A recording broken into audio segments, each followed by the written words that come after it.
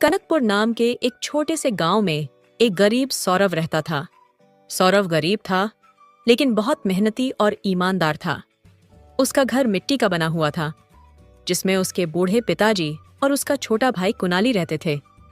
सौरभ के पास अपनी पुश्तैनी जमीन थी, जिस पर वह खेती करता था, लेकिन कभी सूखा पड़ जाता तो कभी बेमौसम बारिश उनकी फसल को बर्बाद कर देती थी। उसी गांव में एक अमीर और लालची साहूकार साहिल भी रहता था, जो लोगों को ब्याज पर पैसे देता था और पैसे टाइम पर नहीं देने पर उनकी जमीन पर कब्जा कर लेता है। क्यों रे, अभी तक तूने पैसे नहीं दिए? याद है ना तुझे? एक दिन सौरभ अपने खेत से घर जा रहा था। अचानक उसने देखा कि एक आदमी रास्ते के किनारे बेहोश पड़ा हुआ था और उसके सिर पर चोट लगी हुई थी। अरे ये कौन है?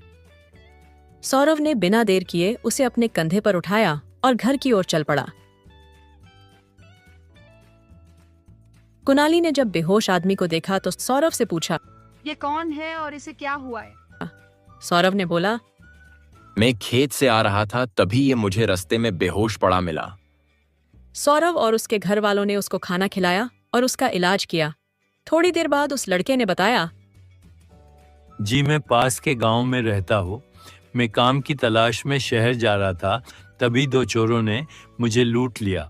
आपका एहसान मैं कभी नहीं भूलूंगा। कुछ दिनों तक पीयूष सौरभ के घर पर ही रहता है। वह लोग उसकी बहुत सेवा करते हैं और कुछ दिनों बाद वो ठीक होकर वहां से चला जाता है। जी चलता हूँ, जरूरत पड़ने में जरूर याद करना। सौरभ और उसका भाई दोबारा खेत में काम करने लग जाते हैं। कुछ महीनों बाद वापस बारिश आती है, जिससे उसकी फसल बर्बाद हो जाती है। इसलिए उसका घर चलाना भी मुश्किल हो जाता है।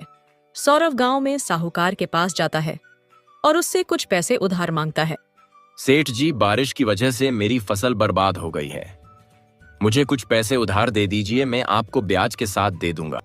ठीक है सौरभ, पैसे तो मैं दे दूंगा, लेकिन अगर 2 महीने में तूने मेरे पैसे ब्याज के साथ नहीं दिए तो तेरी जमीन रख लूंगा। ठीक है सेठ जी। लेकिन 2 महीनों बाद भी सौरभ साहिल के पैसे वापस नहीं कर पाता है।